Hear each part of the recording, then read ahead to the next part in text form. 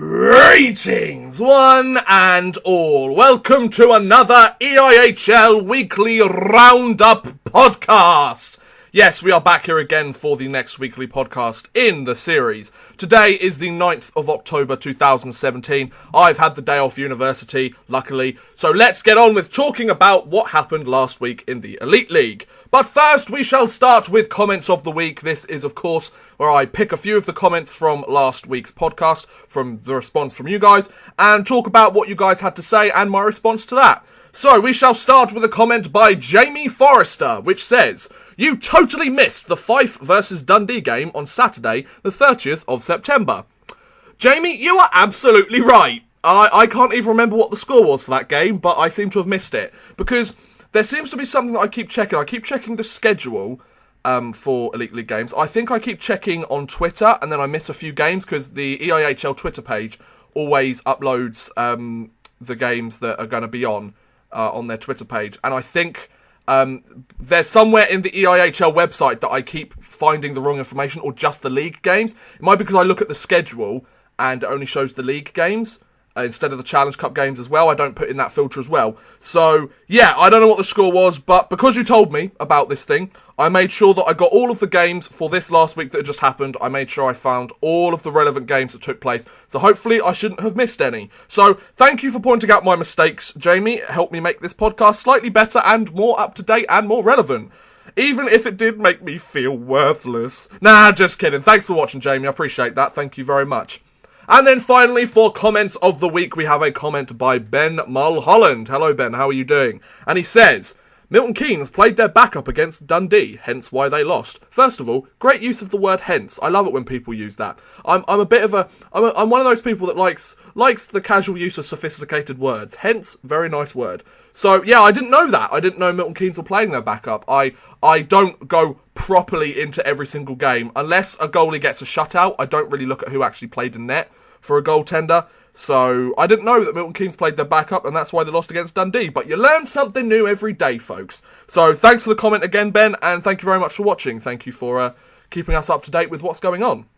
So, we have looked at comments of the week. We've looked at what you guys have had to say about the previous podcast. Let's have a look at what actually happened in the Elite League this week with the scores of the week. So, we only had 2 days worth of games this week. It was this weekend, funnily enough. And we started, of course, with the 7th of October. There was a Challenge Cup game between the Guildford Flames and the Coventry Blaze. And the score was Guildford 5, Coventry 4 in overtime. Ferguson's overtime goal spoils the Blazers' third period comeback as the Flames take 2 points at home. So the Guildford Flames finally actually managed to get 2 points. Like that, they've started to get out of that 1 point a game mentality, which is nice. If Guildford want to stay competitive, they definitely need to do that. And the fact that they get the win against Coventry is very helpful for them. It's only Challenge Cup, it's group stages, so there's still plenty of games left to play there. But 2 points, very key to have. The only problem I'd say about Guildford in that game was, what the hell happened in the third period? They managed, I think they were 4-0 up before the third period, and it managed to be 4-4, although 3-0 up after the second period, and before the third period, and at the end of the third period, it was 4-4. Like, what's going on, Guildford? Like, I know you're not the best team in the Elite League, but your defence needs to hold up a little bit more than that, and your goaltending needs to stand tall. But luckily, Ferguson gets the overtime goal for the Guildford Flames, and they pick up 2 points, which, of course, as I've said, is something that they've struggled with so far this season. So, picking up 2 points in the Challenge Cup round, good. Nice job, Guildford. You got the job done. Hard luck for Coventry. Their comeback was pretty impressive, but it just wasn't enough. But they did manage to pick up a point from this game, which, I mean, if they had carried on the way that they'd played in the first and second period, they wouldn't have got anywhere close. So, good job, Coventry. Then there was a league game between the Edinburgh Capitals and the Dundee Stars. And the score was Edinburgh 7, Dundee 2. Tverden and Cazorla's 3-point night gives the Caps their second win of the season and their first league win as they demolish the Dundee Stars in this game. What has happened to Edinburgh? I mean, I genuinely think that the GM of the Edinburgh Capitals listens to my podcast, because I've told him for the first few podcasts that he needs to sort something out. They need to make some sort of change. They've brought in a few different guys. They've swapped their lineup around roughly, which has worked for them quite nicely, I might add. due to the fact that they've just scored 7 goals on the Dundee Stars and got themselves their first 2 league points of the season. Like, well done, Edinburgh. Like, I felt sorry for Edinburgh for most of this season, but they're actually starting to do all right now, which I'm very impressed with. So well done, Edinburgh. I believe there's another game that they played on the 8th of October against each other, so we'll see whether the home and home can be split between the two teams. But Edinburgh, nice job. Dundee, what's happening? Still a very up and down team, the Dundee Stars. Still haven't figured out what they're doing. If they're going to be in trouble of becoming the next Edinburgh if they aren't careful and they're not sure what they're doing. So Tverden and Cazorla get 3 points each. And the Edinburgh Capitals' first 2 league points of the season. It was going to happen at some point, of course, but I'm glad that it happened now. So well done, Edinburgh. Then there was a league game between the Milton Keynes Lightning and the Manchester Storm. And the score was Milton Keynes 3, Manchester 2. Hook's 2-point night for the Lightning helps Milton Keynes overcome a 2-0 deficit to take 2 points on the top flight Storm team. So Milton Keynes were down 2-0, I believe, before the start of the third period. And they managed to power through and get themselves 3 goals. It was either 2-1 or 2-0 before the third period. I think it was 2-1. No, it was 2-2 before the third period, wasn't it? Something like that. I can't remember exactly. I remember seeing it on Twitter somewhere. But the Milton Keynes Lightning, they come back against, technically, the best team in the Elite League so far this year, in terms of league standing, which we'll get to later. So that's a really good job by the Milton Keynes Lightning. Once again, a team that's tough to play against, very much like Guildford. And they get 2 points on the board in the league. So nice job to Milton Keynes. Bad luck for Manchester, who couldn't hold their lead. I mean, they had the insurance marker, then they lost the insurance marker, and they just couldn't get another one back. So Weichman must have played very well for the Milton Keynes Lightning, I would assume. And Manchester decided to drop the game. Well, they didn't decide to drop the game. That's just the way it happened, isn't it? So that sucks for them, but well done to Milton Keynes. Then there was a league game between the Fife Flyers and the Braehead Clan, and the score was Fife 7, Braehead 1. Bloodoff's 4-goal night keeps the Flyers undefeated in the league as they butcher the Clan. Wow, 4-goal night for Bloodoff. That is incredibly impressive, I must admit, ladies and gentlemen. That is a really good effort by Fife, who still stay undefeated. They've only played 2 goals at this point on the 7th of October. Their 7th of October game, I think, was their second game in the league, and they are undefeated at this point, so that's really good for them. The fact that they've managed to start with a couple of good wins. They've struggled in the Challenge Cup, but they've got a couple of good wins here, especially against a struggling Braehead side. Braehead very much still up and down, still haven't figured out what sort of team they want to be this year.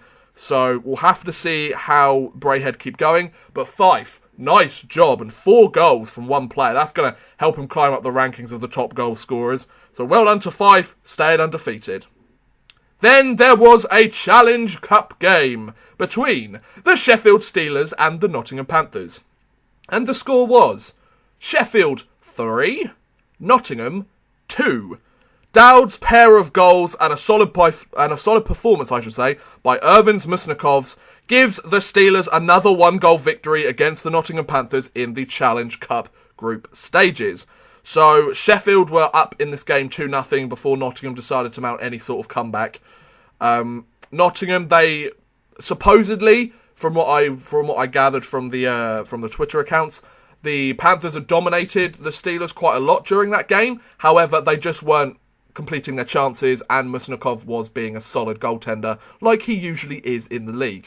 So the Sheffield Steelers managed to get another 1-goal win, and they've managed to get 4 out of 4 points in the Challenge Cup against the Nottingham Panthers. So this is going to be a very, very interesting matchup between these two teams, especially because they're playing next week, which I'm going to go and watch, but we'll talk about that later. So Sheffield, Robert Dowd, he's a pretty solid player. He gets a goal on the power play, I think, and then an even strength goal. So Robert Dowd is playing very well. He's keeping himself relevant in the league, and he's putting up the points for Sheffield. On the flip side, Nottingham, kind of struggling there, lads. Come on, pick it up, please. But there you go. So Sheffield, well done. Nottingham, hard luck. But you've got a game against TPS Turku on Tuesday. Focus on that. Focus on the Champions Hockey League. To be honest, I don't care if Nottingham, completely nosedive in the Elite League, as long as they do really well in the Champions Hockey League. Because, I mean, that's more important in my eyes right now.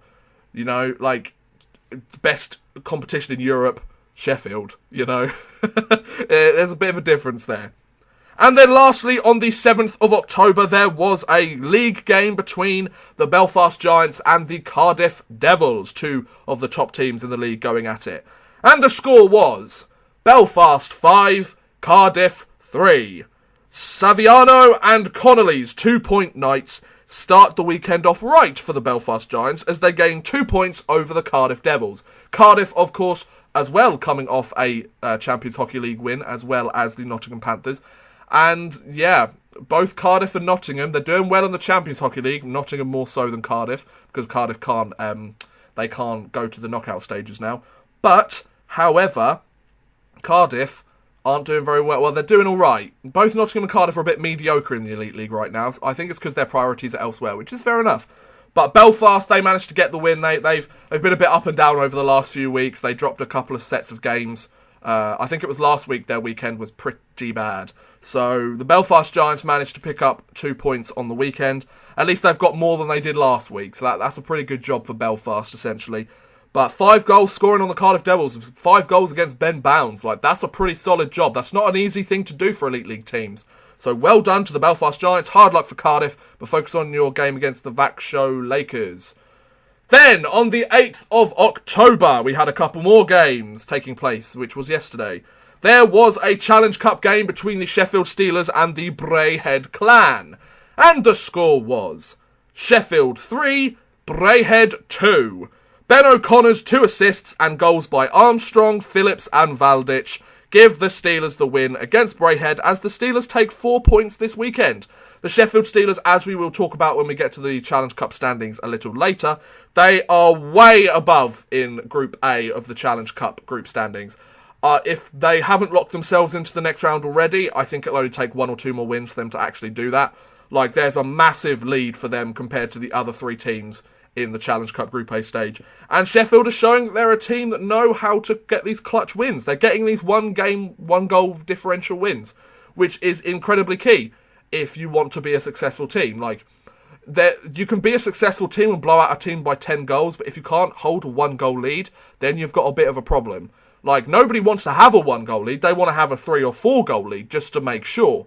But 1-goal leads are quite frequent, as we've shown by the Sheffield Steelers, and there was a Milton Keynes game and a Guildford game last on the 7th of October that were all 1-goal differential games. So you need to be able to hold those leads in order to be successful in the Elite League, and Sheffield know that they can, and they've got a solid goaltender in Musnikov. They're doing all right for themselves. They are doing all right for themselves. So Sheffield, way above in the Challenge Cup standings, they're doing fine. Let's see how they do in the league standings. But yeah, bad luck for Braehead. Dropped both their games this week. Not very good. They scored 3 goals and allowed 10. So yeah, they need to work on their defence for the coming week. I think that needs a bit of work, if I'm honest. Then there was a league game between the Coventry Blaze and the Belfast Giants. And the score was Coventry 6, Belfast 1. Valeron's 3-point night gives the Coventry Blaze a win against the Giants as Coventry take 3 out of a possible 4 points this weekend. So the Coventry Blaze, they take an overtime loss against the recently expanded Guildford Flames, which is a bit of a shame for them. They were obviously very upset about the result that they got and had a bit of a chip on their shoulder. So they went and scored 6 goals against one of the top teams in the league. And they only allowed 1, which is a pretty solid effort from Coventry there, I would say. 3 out of a 4 possible points. Coventry did a solid job. They managed to... That was a whole team effort. The forwards managed to get onto the puck and score some good goals and get some good points. The defence managed to shut it down and stop the amount of chances that the Belfast Giants got. And the goaltending only allowed 1 goal. So that's a pretty solid team effort. Whereas on the flip side, the Belfast Giants, they take 2 out of 4 points this weekend. They drop 2 against Coventry. They take 2 against Cardiff. So they're doing well against some of these top teams. They're not doing very well against some of these mid to low teams, which is a bit of a shame for the Belfast Giants as a team that wants to try and be a competitor and wants to try and be the top team in the league. But, of course, still early days. We're only about 4 weeks into the season. I think this is the 4th podcast, so we're about 4 weeks into the season, maybe the 5th one. And, yeah, there's still plenty of games to play. We haven't even hit double digits in games played so far this season. So plenty of hockey still to play. Let's see how it plays out for the Belfast Giants. Then there was a league game between the Manchester Storm and the Milton Keynes Lightning. This is the second of the home and home between the two teams. and Manchester wanting to avenge their previous loss to Milton Keynes the night before. And the score was Manchester 6, Milton Keynes nothing. Moffat's 4-goal night and Clement's shutout help the Manchester Storm steamroll over the Milton Keynes Lightning team.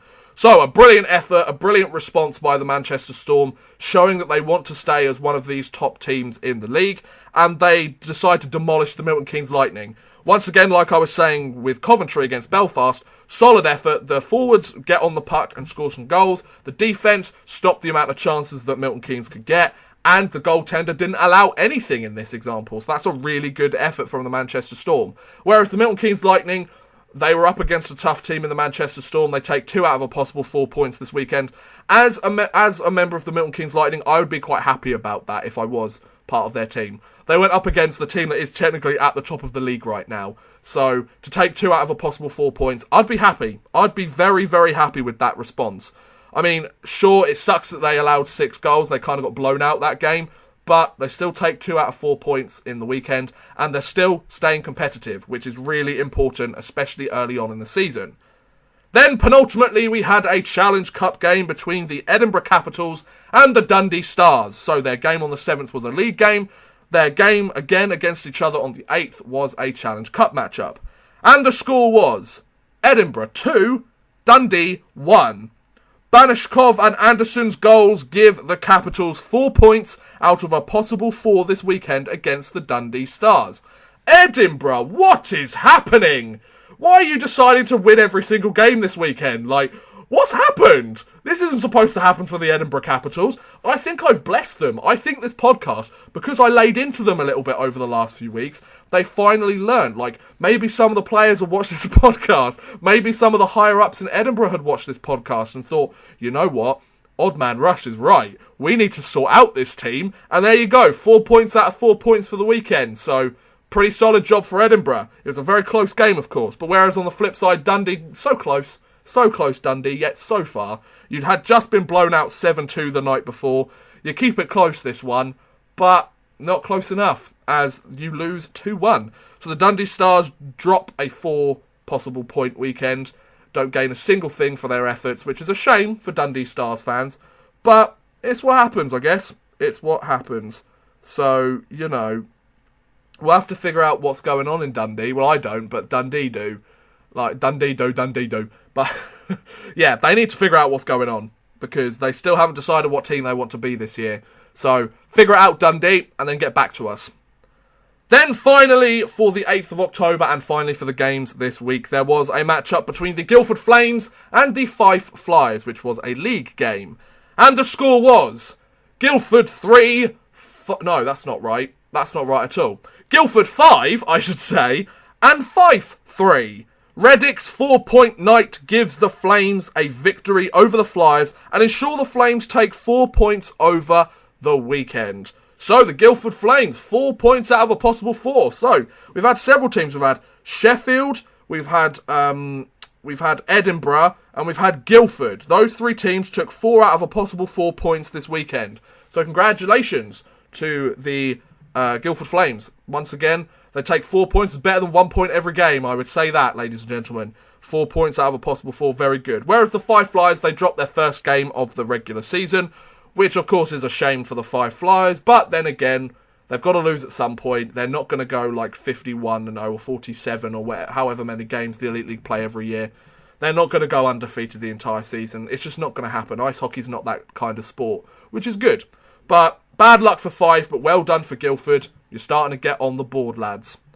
So we have looked at the scores that happened over the week. Now let's look at where those points that each team picked up affect the league standings in the Elite League. So, the league standings look a bit like this. We have Manchester Storm first with 12 points. Sheffield are second with 9 points.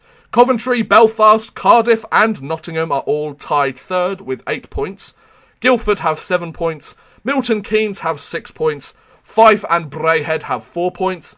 And Edinburgh and Dundee are last with 2 points each. Then we take a look at the Challenge Cup standings, which look a bit like this. In Group A, we have the Sheffield Steelers with 8 points, and the Nottingham Panthers, Braehead Clan and Manchester Storm all with 2 points. See what I mean by Sheffield being way ahead. Then in Group B, Fife and Dundee, oh look at me busting rhymes, both have 6 points, and Belfast and Edinburgh both have 5 points. And finally in Group C, Milton Keynes have 6 points, Guildford have 4 points, Cardiff have 2 points, and Coventry have 1 point. So that's all the league standings and the Challenge Cup standings over the last week. We then move on to the stat leaders over this last week. In points, the league leader in points, Guildford's John Dunbar leads the league in points with 13. For goals, Sheffield's John Armstrong leads the league in goals with 8. For assists, Manchester's Dane Byers with 11. Penalty minutes, Manchester's Lyndon Springer with 8 points. 58 penalty minutes, I should say. Wins, Manchester's Mike Clement with 6 wins. Losses, Braehead's Ryan Nye with 5 losses. Goals against, tied for Thomas Murdy and Craig Holland with 1 each. Goals against average, Fife's Andy Isles with 1.68. Saves, Sheffield's Irvins Musnikovs with 244. And save percentage, Fife's Andy Isles with 0.951. So they are all your stat leaders as well in the Elite Ice Hockey League. So currently, Guildford have got the league leading point scorer, which is pretty impressive for an expansion team. Right, so I'm going to take a quick sip of this, and then we will move on to the Elite Ice Hockey League news over the last week. I needed that. So, the news over the last week. Let's take a look at it, shall we? We shall start, of course, with the Department of Player Safety. They made a few rulings again this week. Let's take a look at what they had to say.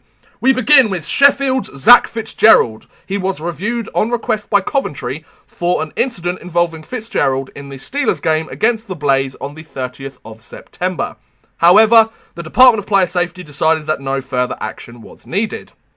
Then, Milton Keynes' Francis Vero-Paul was given a match penalty for fighting in the Lightning's game against Dundee on the 1st of October. The DOPS has decided to uphold the decision, which carries an automatic 1-game suspension. The DOPS decided not to increase the suspension, meaning Vero-Paul only missed the Lightning game against Manchester on the 7th of October, and they didn't really miss him too much because they won 3-2. Then, Belfast Giants player Jonathan Furland was assessed a 2 + 10 minute penalty for checking to the head in the Giants game against Manchester on the 1st of October. The DOPS decided to upgrade the penalty to a match penalty for checking to the head, which carries a 1-game suspension, which the DOPS have increased by 1 more to make it a 2-game ban in total. Therefore, Furland missed both of the Giants games over this last weekend, which is a bit of a shame considering they lost both of their games this week. Oh no, they won 1 and lost 1, didn't they? So that's all the DOPS rulings, the Department of Player Safety choices and their decisions over this last week, based on games the week before. Now we move on to more news, and the Guildford Flames have signed goaltender Chris Carozzi to their roster. The 27-year-old spent last season with Danish Metal League side Rodver Mighty Bulls, I probably said that awfully, and is a former NHL draft pick. He was drafted 154th overall by Atlanta in 2008. Of course, the team doesn't exist anymore. This move has primarily been made as injury cover for the Flames, as goaltender Brian Stewart has been sidelined for the next little while. I mean, I don't know a huge amount about Carozzi, I must admit, but he has shown he can win in key situations, such as the 2008 Under-18 World Championships, where he won gold with Canada. So let's see how this works out for Guildford. Will this help them get more than 1 point a game? We'll find out as time goes on, but I mean, if he played this weekend, and that's any indication of what to go by, yes, it will stop them going 1 point a game. They'll get more 2 points a game, roughly. Then, as the Guildford Flames signed Carozzi, the Guildford Flames also announced that defenseman Sam Godfrey has been released by the club. Godfrey joined the Flames in 2014, making 172 appearances for the club. Flames coach Paul Dixon said, and I quote, "This was a difficult decision because Sam didn't do anything wrong. In fact, it was nothing he did or didn't do. We didn't give Sam an opportunity to play at this level. We have realised he is not going to get that chance here, so at his age he is far better to be allowed to find somewhere where he is going to get ice time." Now, I get that hockey is a business and the team comes first, But this is a pretty poor way to send off a player, in my opinion. A person that's played with the team for the last 3 seasons, and played almost 200 games with the side. I just think that's a really poor way to send him off, you know? There just doesn't seem to be much respect from the team for a player who has spent 3 or 4 years with the club and helped the team get to where it is now. Before last season, they were playing in the second flight league in Britain. They weren't in the Elite League. And he's potentially, I don't know exactly a huge amount about Godfrey, but he's potentially one of the reasons why they're there. So it kind of is a slap in the face, if you ask me. Now, I understand that Guildford are somewhat struggling to get wins in the league at the moment and need to do something, or need to do what is best for the team to get them to where they need or want to be. But I'm sure they've upset many fans with the abrupt and somewhat heartless way they just threw Godfrey aside. I mean, of course you are allowed to release players off contracts and things like that. I just think the way they handled it, they didn't even say thank you to Godfrey by the quotes that I found on the Elite League website. I looked up this story specifically, and there was no mention of saying thank you for everything you've done for the team. Thank you for playing almost 200 games with our team and helping us get to the Elite League. I kind of feel like he deserves that kind of respect. He might not have been your best player, but he was a player for your team, and he was obviously good enough to stick around for a little while, you know? So he played almost 200 games with the team, for God's sake. Show him the respect he's shown by putting on your jersey and playing hard like he did for 3 or 4 years. So this is a real shame for Sam Godfrey. However, there was some news over the weekend, potentially, that Godfrey has joined the Milton Keynes Lightning team. So hopefully they'll give him the respect that he deserves, and they'll help him do well, which would be very nice. I'd like to see Godfrey go back to Guildford and show him why they shouldn't have gotten rid of him. Because lack of respect. I don't mind teams giving up players, but if they've been there for a certain amount of time and almost played 200 games for your team, just say thank you. Say thank you for everything they've done for your team. You know, it's a respect thing, you know.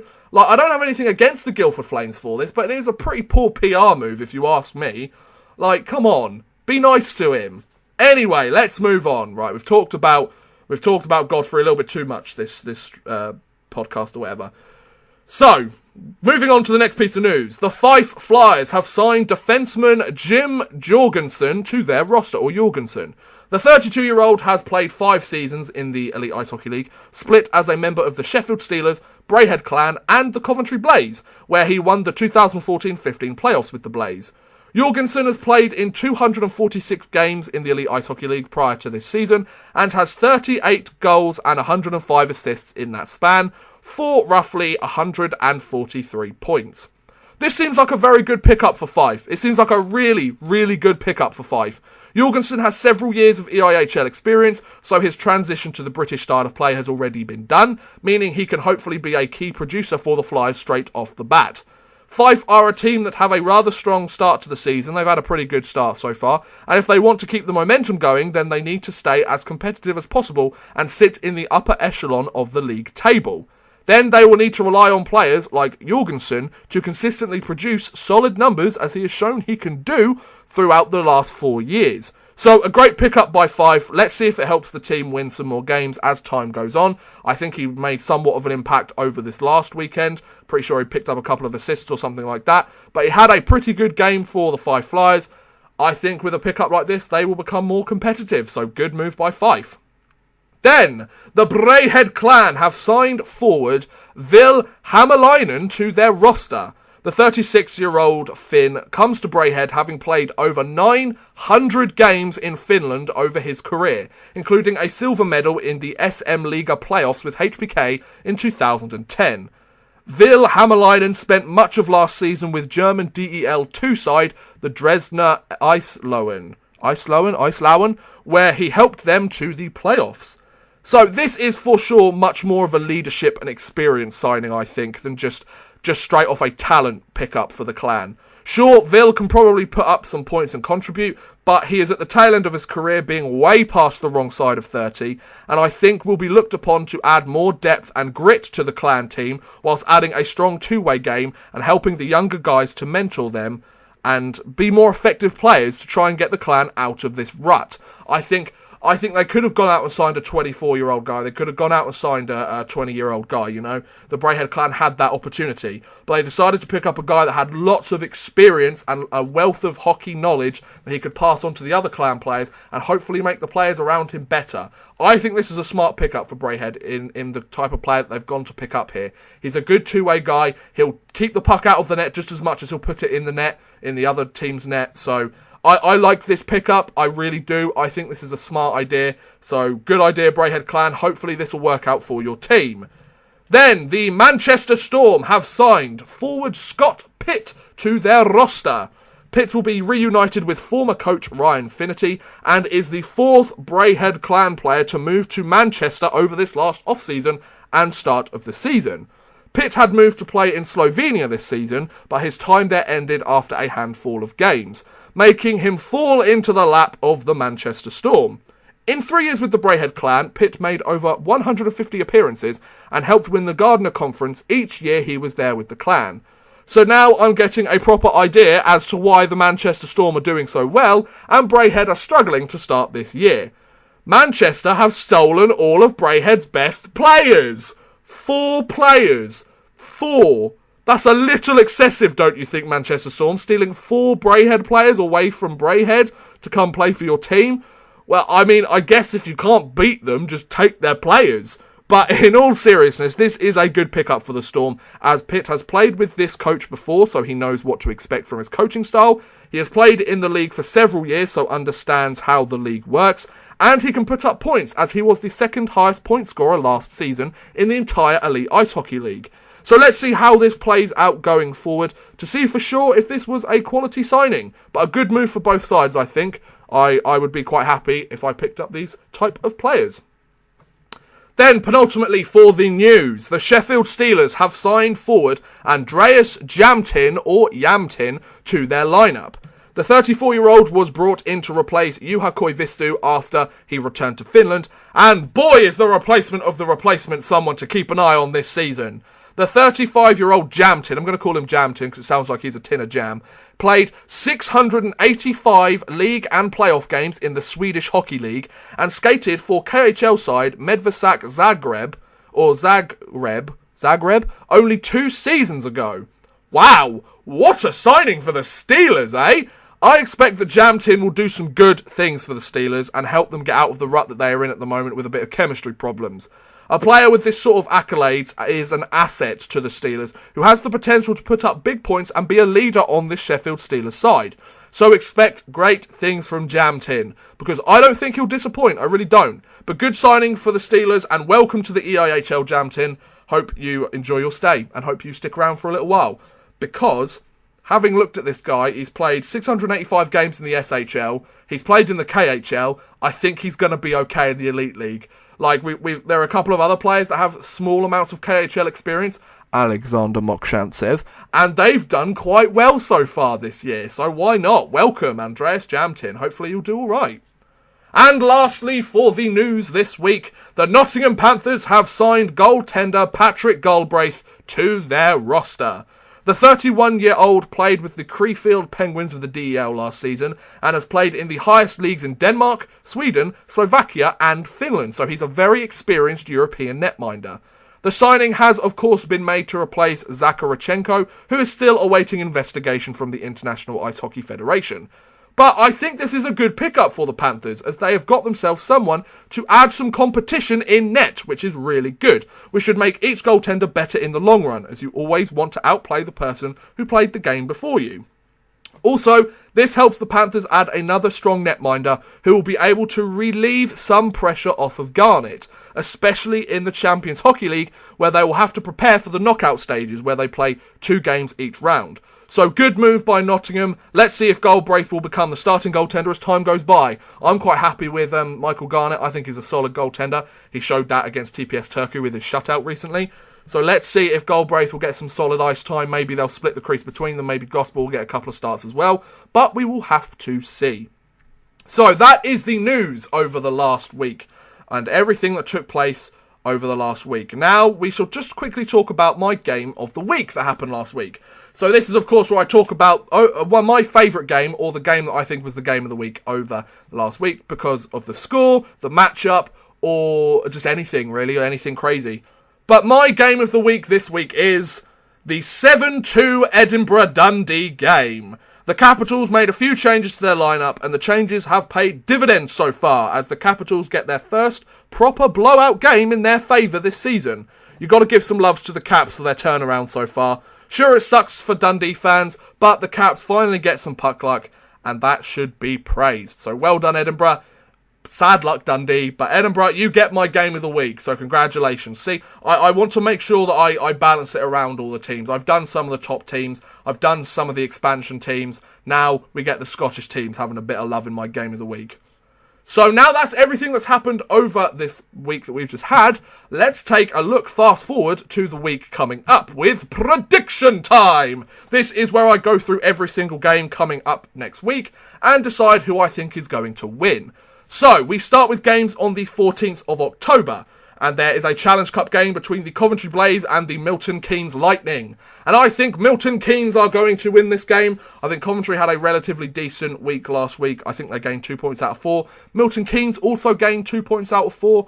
So the Lightning, but I think the Lightning are genuinely or generally a stronger team and a better team than Coventry, perhaps. It depends. It depends which team turns up. Is it the last season Milton Keynes, or is it the new revitalised this season Milton Keynes? And the same with Coventry. Are they going to show more of their last season form? Are they going to show more of their currently this season form? I think it could be a close game between these two teams, though I wouldn't be surprised if it went to overtime or shootout. So keep an eye out on that game to see if that goes overtime or shootout. Then there is a league game between the Manchester Storm and the Dundee Stars, and I think easily it's going to be the Manchester Storm take this one. Dundee are very much struggling so far this season, and they haven't shown any sign of letting up of that struggle. So the Manchester Storm, they are taking this win. They've already got 12 points on the season. They're the only team with double digits in the league standing so far, and they're a strong team. So Manchester, take the win against Dundee. Then there is a Challenge Cup game between the Guildford Flames and the Cardiff Devils. And I'm going to go Guildford for this one, purely for the fact that they managed to demolish the Cardiff Devils 8-5 in the last, or one of the last Challenge Cup games these two teams have played against each other. Cardiff seem to have completely dropped the ball in the Challenge Cup so far. They won the Challenge Cup last year, and whether it's focusing on the Champions Hockey League or just not wanting to worry about injuries or just not really caring about the Challenge Cup, they really haven't bothered to do some good against their other opponents. They're against two expansion teams, for goodness sake, and Coventry. So I think Guildford will take this win against Cardiff. Cardiff are struggling a little bit at the moment. They're very up and down at the moment, as are several of the middle flight teams in the standings. So yeah, I'm going to go with Guildford for this one. Then there is a league game between the Edinburgh Capitals and the Braehead Clan. And it's going to be Edinburgh. I'm going to go Edinburgh, get a six out of a possible 6 points over the last 3 games. I think the Edinburgh Capitals could take this. Braehead, they're losing it. They had a good week. They have had one good week where they took 4 out of 4 points. And other than that, they've pretty much lost most of their games. So I think Edinburgh are on the rise at the moment. I think they're going to take some momentum from this week and win against the Braehead Clan. So yep, Edinburgh Capitals. Sorry, Braehead, but you kind of suck right now. Then there is a league game between the Nottingham Panthers and the Sheffield Steelers in, I want to say Sheffield, but it's not that anymore. It's Fly DSM Arena. And I think I'm going to go Sheffield for this one, purely for the fact that they've managed to beat Nottingham every single time they've played against them so far this season. I'm going to go for the statistics as opposed to who I think's the better team, quote unquote, on paper. Because I think if we're going on the better team, I would say Nottingham.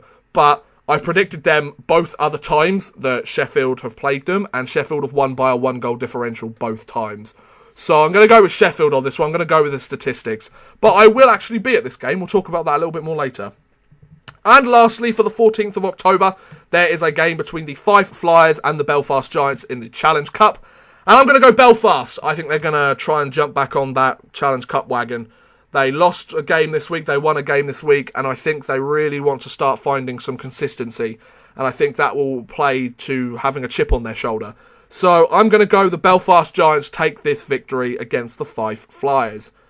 Then there are some more games on the 15th of October. First, between the Belfast Giants and the Nottingham Panthers. I'm going to go Nottingham for this one in this league game between the Panthers and the Giants because I believe these two teams have played already this season and the Panthers won that, and because the Panthers are a better team. And both these teams are very much up and down so far to start the season, but I think Nottingham can take the win, essentially. I think they'll do all right. So yeah, I'm going to go with Nottingham. Hard luck, Belfast. You'll get 2 out of 4 points this weekend, though, if my predictions are right. So at least you won't walk away with nothing, I guess. Then there is a Challenge Cup matchup between the Cardiff Devils and the Coventry Blaze. And I'm going to go Cardiff. I'm going to go the Cardiff Devils to win this one. I think Ben Bounds is going to bounce back. He's going to bounce back from a poor game against Guildford the night before, perhaps. And yeah, I think Coventry, they've only got 1 point in the Challenge Cup so far, I believe. So I think Cardiff will take advantage of that and add a couple more points onto the board for them. However, I wouldn't be surprised if Coventry made it tough for the Cardiff Devils. Then there is a Challenge Cup game between the 2 expansion teams, Milton Keynes and Guildford. And I'm going to go Guildford for this one. I really am. I think they're going to take another 4 points this next weekend. Milton Keynes will take 2 out of a possible 4. But I think that the Guildford Flames will take this one because they're starting to gain some momentum here. They're starting to bring some consistency, whereas Milton Keynes are still somewhat up and down. So yes, Guildford, I'm going to go with you guys. Then there is a league game between the Manchester Storm and the Edinburgh Capitals. And I'm going to go with Manchester. I'm going to go with the Manchester Storm. I think they'll take 4 points this weekend. Especially, they'll get some points against Edinburgh. Whilst Edinburgh are gaining momentum and they're becoming a better team, Manchester in a completely different league, to be honest. Yeah, I think that Manchester will take out Edinburgh, and with little difficulty. So Edinburgh will take 2 points this weekend, in my opinion. Manchester will take 4, and they will remain at the top of the league. Then, penultimately, on the 15th of October, there is a league game between the Sheffield Steelers and the Dundee Stars. And I'm going to go Sheffield. I think they're going to take 4 points this weekend. Dundee are going to drop both of their games this weekend. I believe they've got Manchester and Sheffield. Those are some tough teams to play against, I must admit. So, Sheffield versus Dundee, yep, Sheffield definitely getting this win. Dundee, they're just dropping lower and lower down the standings. So, they're very much like Braehead at the moment. They're both struggling to find any form of consistency. So, yep, Sheffield. And then lastly, we have a game between the Braehead clan and the Fife Flyers. And I'm going to go Fife for this league game. I think Braehead very much same as Dundee. They're spiralling downwards to sit at the bottom of the league. And Fife are actually doing okay so far this year. So I'd like to see the Fife Flyers win. And I think they will win. So I'm going to go with Fife for this one. So that's all the games coming up for next week. Now we'll take a look at my one to watch. This is the part where I just pick the game where I think is going to be the best game and one that you should really check out, whether you're a fan of these two teams or a fan of the league as a whole. And I'm going to go with the Nottingham versus Sheffield game. Now, it is the first league game between these two top teams in the league so far this season. Not a Challenge Cup group match, it's a league game. So it is sure to be a pretty crazy game, to be honest. Also, it gains bonus points as I am going to be there live watching the game in Sheffield. So come and say hi if you see me. Don't worry, I'll be just as nervous as you are. But there was the opportunity for some people to see me when I was in Guildford. Nobody turned up because you hate me. No, because, you know, it happens. I wasn't expecting a huge amount of people. But if there are any Steelers fans that want to come say hello to me, I will update it on Twitter whereabouts I am sitting. So you can come say hey, have a chat. You can ridicule me when the Panthers start losing, or selfies, or whatever that stuff you want is, or just have a chat. Like, I'm happy to just have a chat, you know. You just do what you want. Come and say hey. I'd like it. Hopefully you'd like it. And it'll be a great experience. But there you go. That was my EIHL Weekly Roundup podcast for the 9th of October. What do you think about this last week in the Elite Ice Hockey League? Let me know in the comments below. I'd love to hear what you guys think. But thank you very much for watching, guys. I hope you have enjoyed. Please feel free to like, subscribe, share, and watch some of my other videos. Thank you very much for watching, and goodbye.